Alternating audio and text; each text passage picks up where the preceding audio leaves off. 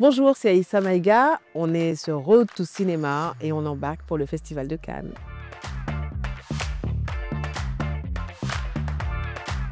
Aïssa Maïga, bonjour. On est très heureuse de vous retrouver ici. Donc la dernière fois qu'on s'était vu, c'était pour Marcher sur l'eau, Oui. Festival de Cannes 2021. Est-ce qu'on l'a fait? Est-ce qu'on a marché sur l'eau? Qu'est-ce qui s'est passé depuis? Est-ce que vous avez marché sur l'eau depuis? Qu'est-ce qui s'est passé d'ailleurs?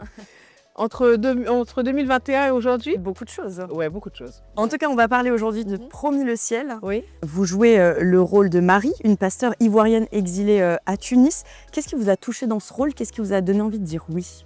Ce qui m'a donné envie de dire oui, c'est d'abord Erige Seyri, la réalisatrice, parce que je l'ai trouvée passionnante. Et c'est quelqu'un qui sait effectuer une immersion en fait dans son sujet. Donc elle avait une connaissance très fine de ce qu'elle voulait porter à l'image. Et puis le rôle de Marie, je l'ai trouvé vraiment passionnant parce que c'est une femme qui est en rapport, en connexion constante avec l'idée de la transcendance, qui est également au service des autres pour leur redonner la foi, pour élever leurs âmes au-dessus d'une situation qui est extrêmement difficile. Et puis c'est une femme qui a des blessures personnelles, qui est... Je trouvais qu'elle était très émouvante, très émouvante, très attachante aussi. C'est une journaliste musulmane qui est devenue pasteur évangélique. C'est quand même pas commun comme parcours. C'est un rôle assez complexe. Voilà, il y a plein de facettes à aller aborder. Exactement, et c'est quelque chose en plus que je n'avais jamais fait, ce genre de personnage. C'était nouveau, il y avait un vrai défi. J'imagine que c'est assez loin de vous, finalement, ce personnage. Complètement. Alors, et cette vie d'abnégation, elle interroge beaucoup aussi, je trouve. Parce qu'il faut toujours avoir des bénéfices secondaires, j'imagine, pour faire ça. Et ça m'a intéressée d'aller à la recherche de qui est Marie. Dès le début du scénario, ou à quel moment ça s'est passé, vous vous êtes dit « on va aller à Cannes, ça va le faire hein ». Un jour, je discutais avec Nané et elle me disait voilà, elle avait des difficultés, c'était dur. Et elle était sur le point de prendre une décision à laquelle je n'adhérais pas du tout. Et je lui ai dit, tu sais, parce que j'en étais convaincue, je lui ai dit, ce film, il va aller à Cannes. Il ira dans une des catégories, je le sais. Je sais pas, pourtant d'habitude, c'est pas que j'étais au rôle de Marie, tellement convaincue. C'est ça, il y a quelque chose de là peut-être.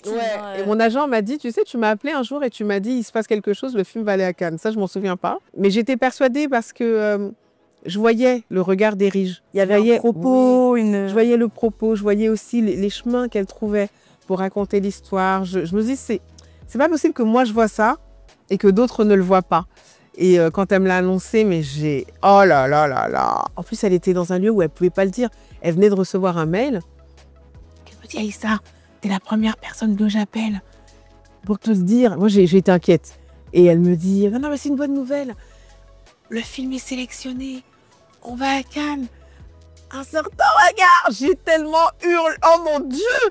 J'ai hurlé, j'ai couru, j'ai sauté sur mon lit. J'étais folle de joie parce que d'abord c'était un tournage avec peu de moyens, c'est un vrai film indépendant. C'est le genre de film qui ne trouve pas, on n'est pas toujours sûr qu'il va, même s'il est très bon, qu'il va trouver son public.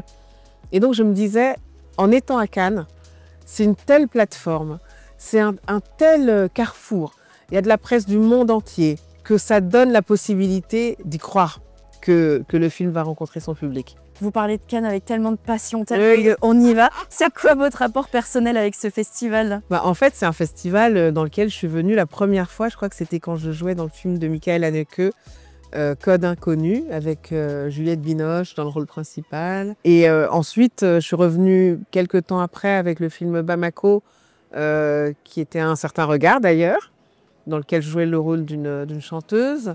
Et je crois que c'était la même année, il y avait Paris, je t'aime, qui est la collection de courts-métrages, tous tournés à Paris, mais par des réalisatrices du monde entier. Et puis ensuite, je suis revenue pour faire la promo, il s'est passé des choses entre-temps, mais pour faire la promotion du livre « Noir n'est pas mon métier ». On était 16 femmes noires et métisses sur les marches du Festival de Cannes avec notre livre, dans lequel on donnait à voir nos témoignages sur ce que c'est d'être une femme non blanche dans l'industrie du cinéma en France, avec un accueil qui a été incroyable. En fait, pour moi, Cannes, c'est un rendez-vous international. Donc c'est un endroit où on rencontre des gens vraiment du monde entier, mais vraiment, que ce soit du cinéma indépendant ou des super productions, des sélections parallèles assez confidentielles jusqu'à l'exposition dans la sélection officielle, que des rencontres avec des gens passionnés de cinéma. Il y a tout ce qui se passe autour avec le côté spectaculaire, mais au fond, c'est un rendez-vous de cinéphiles, souvent dans un endroit où il fait beau,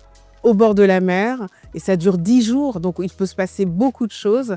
Et moi, j'ai des souvenirs merveilleux ici. Mais parce que j'ai fait souvent des très très belles rencontres, une soirée inoubliable avec l'acteur américain Nick Nolte. Ah bah ça, on adore les anecdotes, allez-y, nous on adore. La rencontre au Monde Paris Je t'aime avec l'actrice qui pour moi est une icône absolue, qui est Gina Roland, qui nous a quittés il n'y a pas très longtemps. Quelqu'un m'a dit, tu sais, dans un autre des courts-métrages, il y a Gina Roland. Et j'ai dit, bah oui, je sais. Enfin, pour moi, c'était dingue d'être dans un film avec Gina Roland, c'est incroyable. Et on m'a dit, tu sais, elle a adoré le court-métrage dans lequel tu es et elle voulait te rencontrer. J'ai cru que c'était une caméra cachée, moi je croyais que c'était une blague. Et la personne m'a prise par la main et m'a emmenée devant Gina. Mais en fait, j'étais en dissociation complète. Et Gina Roland se tourne, elle me dit, « Oh, you're fantastic !» Et elle ne tarit pas d'éloges. Et moi, je suis tellement choquée parce qu'Une femme sous influence, c'est encore un de mes films cultes. J'ai beaucoup regardé. Et pour moi, c'était comme si elle sortait de l'écran pour venir me valider et me dire, tu sais, tu as ta place. Et j'étais tellement choquée que j'ai pas pu même lui dire merci. Quand elle a fini de parler, elle a souri. Et moi, je suis partie. Je suis allée m'asseoir. J'étais trop choquée, en fait. Et il y a peu d'endroits qui offrent des rencontres comme ça. Ou avec l'acteur Duke Coma, qui est aussi à Cannes cette année, qui a tourné dans une série The Saints, Les Saints, produit par Martin Scorsese. On était ici bébé acteurs, mais vraiment à se faufiler partout comme des souriceaux. Mais pour nous, il n'y avait pas de limite, quoi. Tout était possible. Et on a arrêté Tarantino. Et son service d'ordre était comme ça, genre laissez-le passer.